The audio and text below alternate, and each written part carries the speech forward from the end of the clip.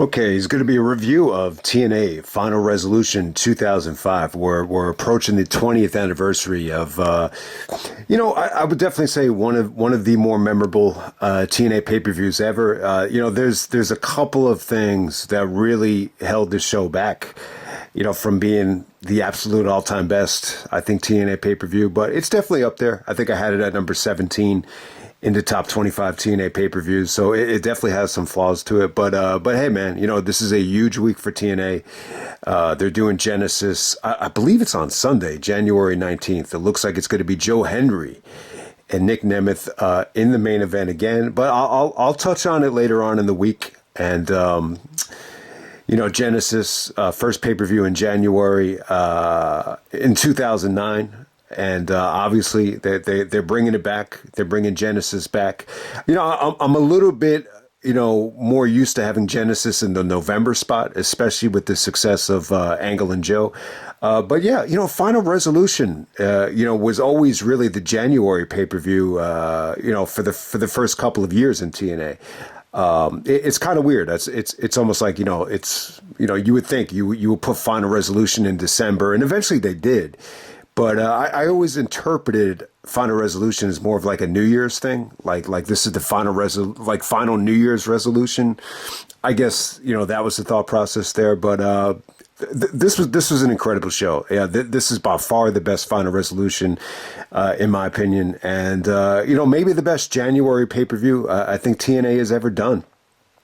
So let's get right down to it, man. The show took place on January 16th, 2005. You have Jeff Hardy on the cover. It looks like Jeff Hardy is, under the influence of Raven, with the cover right here. But Jeff is on the cover. Once again, a very forgettable Jeff Hardy performance on the show. He's facing Scott Hall. The match really wasn't that serious. Piper's actually the special guest referee. But we're going to get right down to it. I don't have a lot to say about the location. Obviously, it's Impact Zone. But the crowd was good. The crowd was great tonight. This is one of the best, I would say, Impact Zone shows or Impact Zone crowds I think they've ever had. Really don't need to get into the buy rate. I think when you're looking at TNA in 2005, pretty much every show was like 15,000 to 20,000 buys. I mean, maybe Lockdown, Bound for Glory, maybe even Slammiversary got a little bit of an extra jump, but there's really no reason to go into it. There's not really a specified number, but we're gonna get right down to it, man. First match tonight, you got the Three Live Crew, you got Ron the Truth Killings, you got Conan, you got BG James taking on Christopher Daniels, Michael Shane, and Kazarian. So it's interesting here that Daniels, teamed with Kaz. This is before the Bad Influence days and before the Southern California Uncensored or whatever you want to call them. But I think it's really, really interesting here because Daniels. You could argue that Daniels is the MVP of TNA. You could argue him as a top 5 MVP candidate in all of 2005 with all the major companies. But yeah, he was kind of wasted on this show. I think the show would have been better if they showcased Daniels in something serious, like in the Jeff Hardy spot. I think this would have helped the show out a lot more. But, if you watch this live, if you order the pay-per-view live, I thought the beginning of the show was quite fun. Daniels is out there, busting his ass. And, he was good, man. I thought Daniels and Conan actually had good chemistry. Conan moved a lot better at the beginning of 2005. And, Ron the Truth Killings got a great finish there. I mean, Michael Shane and Kaz were kind of just there. But it was cool. It just didn't feel like anything important. I think that's the biggest problem. But, I don't mind openers like this. This is just, fun and athletic and exciting. And the Three Live Crew, this is kind of like the height of their popularity. So it was cool to see them. Next up, you have Elix Skipper and Sonjay Dutt. Good match here, man. Underrated stuff. This is definitely the highlight of the undercard right here. A big match for Elix Skipper too, because this is the follow up to like the biggest bump in pro wrestling history when he does that. That tippy toe off the top of the cage into the Hurricane Rana. And, you want to kind of reward him and put him in a big spot at the next pay-per-view. And that's what they did here. So Elix Skipper gets a big win over Sonjay, but it was good, man. The crowd was popping huge for Sonjay's, tope flips, and the sunset flip off the top rope came off great. Elix actually he does like a running springboard drop kick. I guess that was kind of to satisfy all the fans that were expecting something crazy. But, it was good. They had a good story here with Elix selling the shoulder injury. Sonjay did some good selling as well. On commentary, they were trying to say, like, Elix, he's not really like an X Division guy. So they're trying to, make the point that Elix can't try to, Mike Tenay said, out athleticize, Sonjay Dutt, but you get the point. Try to kind of ground and pound him without using a lot of flip flops or flippity flops and all that stuff. So Elix actually does go over with like a sidewalk slam. It was pretty cool. It was a good match. This is definitely, I would say, the highlight of the undercard. It really just makes you appreciate how good Sonjay Dutt was. I mean, I know he was underpaid at this time, but Jesus Christ, I mean, the dude was really, really talented. That's the kind of match why you watch TNA. Elix Skipper, Sonjay Dutt. It was cool. Our next up, we got Dustin Rhodes taking on Kid Kash. All right, so the middle of this card, and I'm not going to say this is a bad match, but it's like match after match. You're seeing someone like way past their prime. And I love Goldust. I love Dustin Rhodes. But, it's not the best version of him. And then you got Scott Hall. Then you got Raven and Erik Watts. And then you got Nash. And then you got DDP. It's just like one match after another where you're seeing just an old timer. But, it was cool. Dustin is, on the show. I believe Dusty Rhodes is actually booking TNA. I think he's like the commissioner of TNA as well. There was some really bad, segments on the show with Dusty and Johnny Fairplay, which I'm going to actually skip. But, I mean, it's a simple feud here. Kid Kash is a prick. He's an asshole. He basically mocks, Dusty Rhodes in front of Dustin, basically saying that, your old man is fat and he's a has-been and all that stuff. So that's how it kind of started here. But it was good, though. Dustin was able to keep up with Kid Kash. Kid Kash did a lot of cheating and a lot of like dirty stuff here, but it was pretty engaging. Dustin gets the win. This isn't the worst version of Dustin Rhodes. I would say, not exactly, the heyday of Goldust and, nowhere near even when he was tagging up with Cody in the WWE. But I would definitely say it's still a step up from like the Black Rain days. And Kid Kash, like this is before he even goes to the WWE. So it's a solid match, but, nothing too special there. Next up, we had Erik Watts taking on Raven. This is the worst match of I guess the worst match of the night. I didn't hate this as much as some people did, but so if you never heard of Erik Watts, I don't know much about him. I mean, the only thing I could tell you is that he's Bill Watts' son. Bill Watts used to run, Mid-South, during the territorial days with, the Junkyard Dog. Also the first Royal Rumble winner and Hacksaw Jim Duggan. Bill Watts is a very powerful dude. And, Erik Watts was in WCW and, there was a lot of favoritism there. A lot of people thought he was overpushed. And even in this current era of TNA, I think he started a stable with a whole bunch of other sons. I think Flair's son was involved as well, and he's taking out Raven here. Raven was doing like a lot of manipulating here with DDP. I think Raven and DDP were still like continuing their beef from WCW. So you saw a lot of that. So the problem with this match was Raven should have been the babyface. I mean, Raven was just really, really over. This went way too long. Watts, even though he's the son of a legendary booker, he didn't have a great look. I mean, he's a big dude. I think his look at the time was a little bit outdated. He really reminded me of like Menard from Pulp Fiction. That's the guy that actually worked in the pawn shop. Like if you put him in Pulp Fiction and put him in that spot, like it wouldn't have been that much of a difference in terms of like the creepy redneck look. But hey, I think there was a lot of botches here. There's just a lot of stuff that didn't go over well. When Watts did win this match, like a lot of fans didn't buy into it. It's kind of weird though. Raven gets on the mic and eventually Raven just pushes Erik Watts with the trash can off of the balcony. So that's pretty much how it ends right there. But it's just kind of weird. I mean, Raven was going to have a big year in TNA. He was going to win King of the Mountain, win the NWA title. I was like, why would you have him lose to Erik Watts? And Erik Watts was out of the company like I think a couple weeks later. So Next up, we have Jeff Hardy taking on Scott Hall with Roddy Piper as a special guest referee. I'm not a big fan of Piper as a guest ref.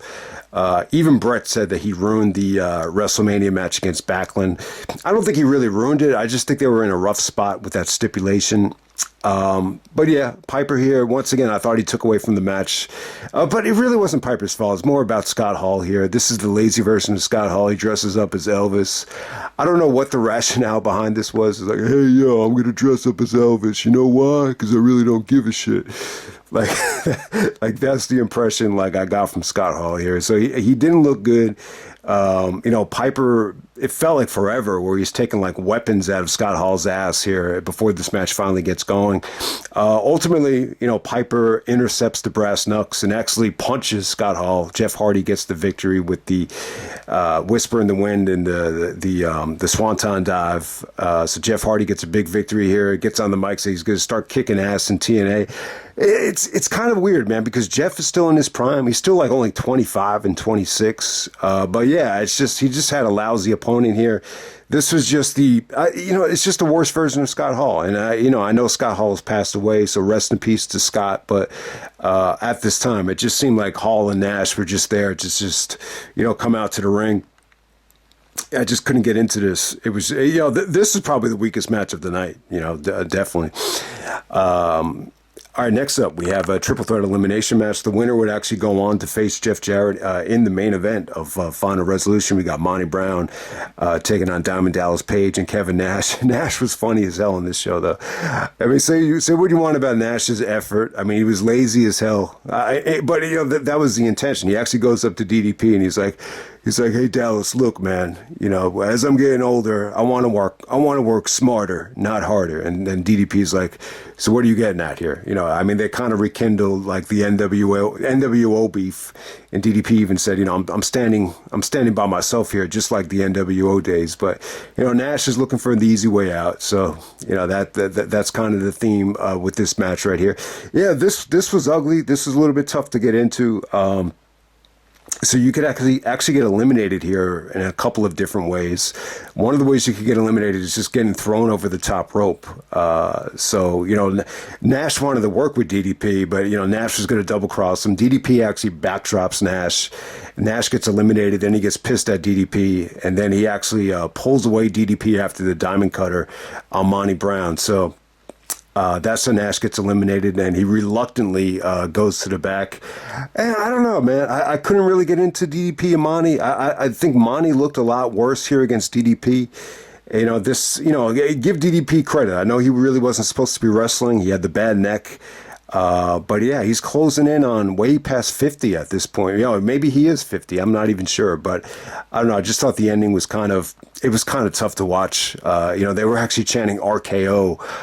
For the diamond cutter here. But Monty actually wins with the pounce. But that's really just the highlight of the match, just Monty going over with the pounce. But so Monty Brown will meet Jeff Jarrett in the main event. Okay, next up for the tag team NWA World Tag Team Championship, we got Team Canada of Bobby Roode and Eric Young coming out there with Coach D'Amore. And then you got AMW, America's Most Wanted, better known as Chris Harris and James Storm. One of the best TNA tag matches of all time, maybe the best. It's really, really that good. If you haven't seen this match, definitely check it out. Great night for Team Canada in terms of the match quality, but they end up losing both belts in terms of Team Canada, the tag titles and the X Division title. So bad night for Scott D'Amore in terms of the storylines, but an amazing night for Scott D'Amore in terms of, I'm assuming he helped, some of the booking here. He was involved heavily in both matches, and these ended up being two of the best, TNA matches of all time. But yeah, AMW and Team Canada was really, really good, man. I got to say this. I think the crowd was just incredible. I mean, this is the Impact Zone, just really being patriotic, really being anti-Team Canada. AMW was just really over as baby faces here, man. Eric Young took some incredible bumps, man. I mean, they just tossed him outside the ring like he was a sack of potatoes. I think this is the match where he actually had that huge bump on his forehead as well. That might have been another show, but you could definitely see the indentation in his forehead here. But yeah, it was really overbooked. I mean, it really, really was. I mean, the overbooking, I thought it added to the match. They actually handcuffed Scott D'Amore to the turnbuckle. Johnny Devine from Team Canada comes out and, accidentally cost them the match. But it was fun, though, man. Lots of good kickouts here. Lots of really, cool double team moves from AMW. I'll tell you, man, Chris Harris just looked really good. I mean, he's a southpaw at the time, but he just looked athletic and muscular and, just really good. I mean, some of these double team moves and some of these kickouts here, definitely came off great. I mean, you could see it, man. You could see the potential. And who would have thunk it at the time that, Rude and James Storm would actually team up and be, arguably bigger than both teams as beer money. But, yeah, the match was just really exciting. I mean, this had everything. This had good drama, good kickouts. Even the ending, you could interpret it as comedy, with Johnny Devine. It looked like Eric Young just wanted the chair. And Johnny Devine had his back to him, and he wasn't looking, and then he thinks he's hitting AMW, and then he hits Eric Young, and then he actually celebrates during the victory, and then he realizes, oh, I just fucked up and cost my team the match. So it had a little bit of elements of comedy as well. But yeah, I mean, this title victory for AMW was huge. I mean, this is great. I think at the time it was definitely a breath of fresh air. I mean, especially when you look at Raw or when you look at WWE in 2005, like the tag team wrestling scene was just kind of fading, and this really gave you, it just showed you that TNA has more than just the X Division. It's just a great variety show. You even have some great tag teams here, like AMW and Team Canada, who just rocked the house this night. So it was a good tag match. It was a great tag match. I'll definitely say that. And yeah, I mean it's definitely up there as a dark horse for one of the best matches of TNA of 2005. I mean, there's no doubt about it. And next up, we have the Ultimate X match for the TNA X Division Championship. We got Petey Williams of Team Canada as the X Division champion, defending against Chris Sabin and AJ Styles. So it was pretty cool. Petey is the X Division champion, and it was a long reign at the time. He beat AJ at Victory Road. And then he actually beat Chris Sabin at Turning Point. So why not just have a three-way for the in the Ultimate X match? And Jesus Christ, this was awesome stuff. I mean, this was TNA. I mean, I've never heard louder TNA chants in the Impact Zone than in this match right here. And yeah, I'm telling you, man, if you want to see what TNA is all about, this match features AJ at his best. Like if you're gonna make a highlight reel of AJ Styles clips, you gotta start with this match before maybe any other match. I'm not gonna say it's the best match in TNA history, but it's definitely like in the top 5. And when we're talking about TNA in 2005, it's up there, man. It's up there in the top 3, maybe a top 3 TNA match of all time. I think the only 2 I would put over this is maybe that cage match from Turning Point, with the Elix skipper bump, and then obviously Unbreakable. But this is right there. This is right there. And I know like TNA, I know like wrestling had a lot of like 5-star matches in 2005, whether it be WWE with Angle and Michaels, obviously ROH had 3 or 4 or 5 of them, and obviously TNA had some incredible matches as well. But this is the best like non 5-star match, I would say, of 2005. I mean, it's that good. If you're going to make an AJ highlight tape or a highlight tape of anything in wrestling, this has got to be up there. You got to start with this match. It's just so athletic. It's so innovative. It's good, though. And the psychology was really good when I watched this thing back, with AJ selling the shoulder injury. Petey actually tried to take his shoulder and just like lock it into the steel barricade that was holding up the Ultimate X cables, and then AJ's arm actually gives out on the Styles Clash, and he can't even climb the Ultimate X cables because it's in such pain. So he's got to find another way to get the belt. So, man, we could go on and on about this match. It's beautiful to watch. It's a spectacle of, it's not just like a spot fest though, but it's something to see in terms of the athleticism, in terms of the innovativeness. Like, this is what made TNA great. Like the 6 sided ring, 6 sides of steel, the Ultimate X. King of the Mountain, so much like innovative concepts, and this would be like the mother of them, man. I mean, it was really, really good, man. I mean, so everybody talks about the AJ bump here, and I love the AJ bump.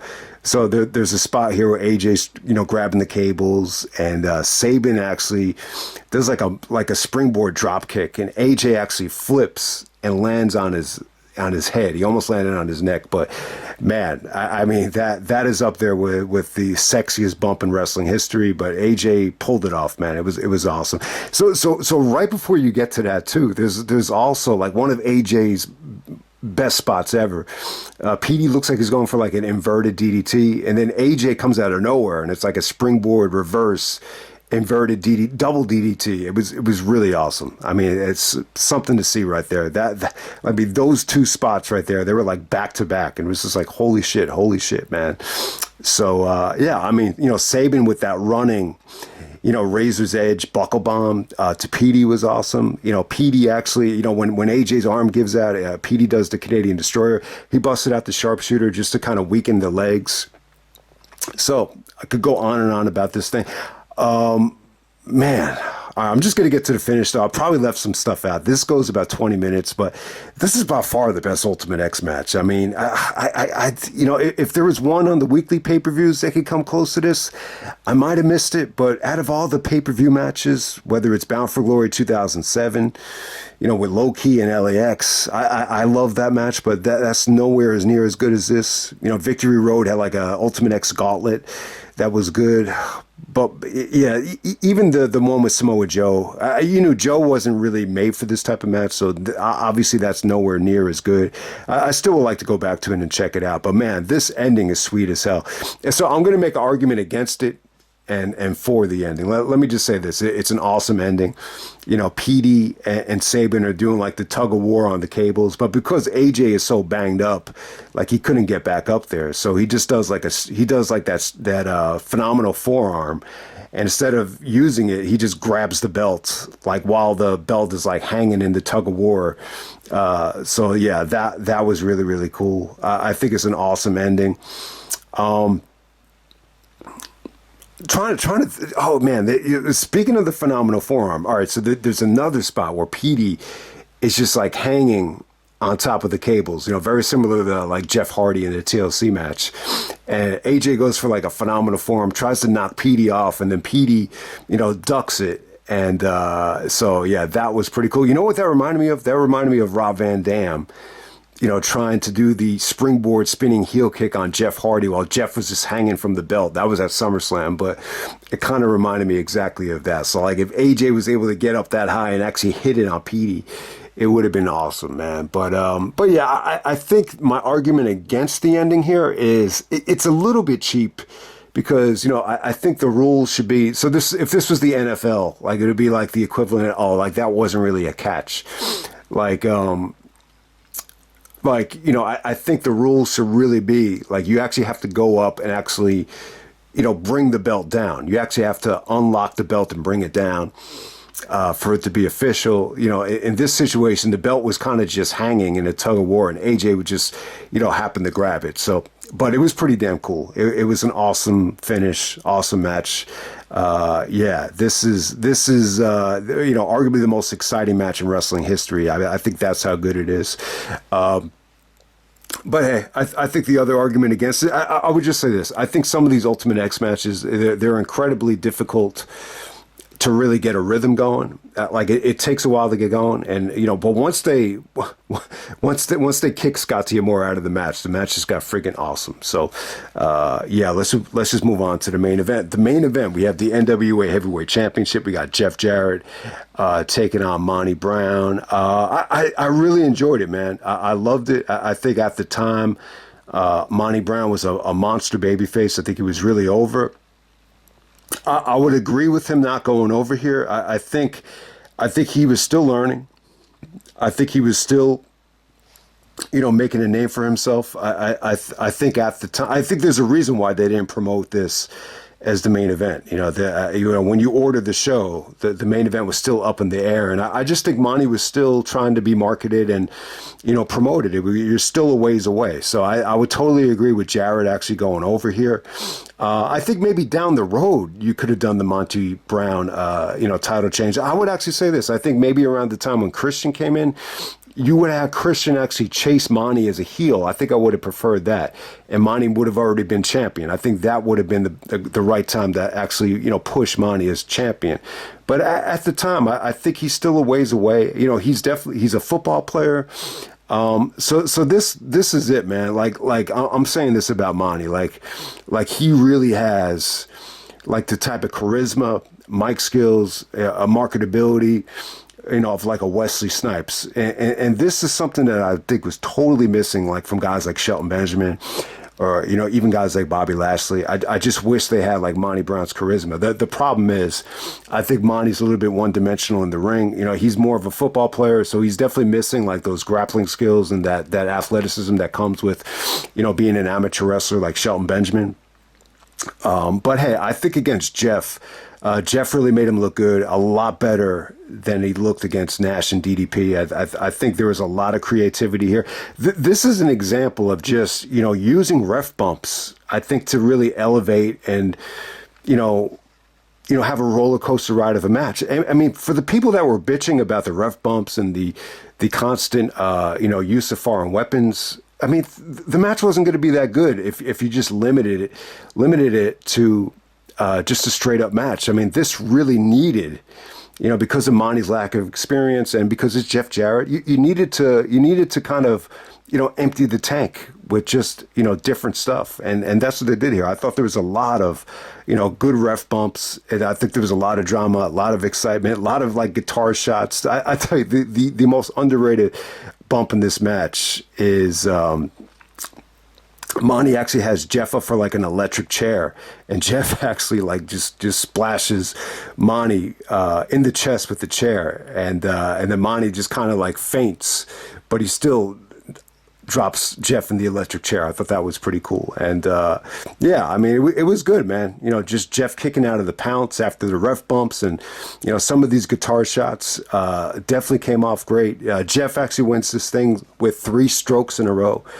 So that kind of protects Monty. It wasn't just one stroke; it was 3 of them, and Monty wouldn't stay down unless he hit a third one. So I think they did the best they could. It really is a great showcase for Monty, and I don't want to say that it's because of racism as to why Monty didn't win the title. I really don't think it has anything to do with that. I just think at the time, Jeff was very overprotective of the company, and I just think he felt like he was the best choice to be champion at the time. And I know there's a lot of similarities with Triple H. 20 years ago, someone had a sign that said Triple J. So yeah, there definitely is like a lot of similarities with the title always going back to Jarrett or whatever. But Jarrett actually, I think he was quoted as saying on the podcast that he just didn't feel confident in the heels that they had, to put up against Monty Brown, at least in this division. So I'll take him. I'll take his word for it. Jarrett does not strike me as someone that's a racist. I mean, there's no doubt about it. My grandfather is from Memphis. He's from Tennessee, and his brothers were definitely racist. But he had to rise above it, and that's what kind of drove him to find the truth in terms of racism and in terms of the Bible and in terms of everything that went on down south. And I think Jarrett's kind of I see a lot of similarities between Jarrett and my grandfather. I definitely think there's definitely a racist section of the South or in Tennessee or whatever. But I think Jarrett, to me, he's proven himself to have a lot of heart. I think he's a good-hearted guy, and anytime he reflects and talks about Monty, it's always very positive. Whether it's Bobby Roode or Monty Brown, I just get a real joy for hearing Jarrett reminisce about the roster back in TNA. And yeah, man, it'd be really cool to see Jarrett, do a show about Final Resolution 2005. I mean, we're at the 20th anniversary. My fear is this with the Conrad and some of the podcasters. I just think they're so. I think this just a little bit worried about the lack of interest with the actual shows that they're kind of morphing into just focusing on like backstage politics, or like the thing with Vince at Royal Rumble, like the Royal Quad Tear. I just wish they would go back and just kind of lock in on shows. But hey, I know it's difficult. Like to hear Jeff try to break down Erik Watson Raven. I know that's not very entertaining. So. But hey, this has been one of my favorite things about YouTube. Just doing classic TNA reviews and kind of feeding off of Jarrett's commentary. I really enjoyed Jarrett's thoughts on the old school TNA and even the pay-per-views as well. So I'll just end it right there. That's Final Resolution 2005. I think the undercard here, it's a little bit dry. And it does add up. Dustin Rhodes, Erik Watts, Scott Hall, DDP, Kevin Nash. I mean, there's a rough stretch on this show, and I think it hurts it. But I think you got a really good triple main event here. I think you have the tag title match and the X Division title match are two of the best TNA matches, not just in 2005, but maybe ever. So definitely check it out if you haven't yet. That's Final Resolution 2005, and I'm out.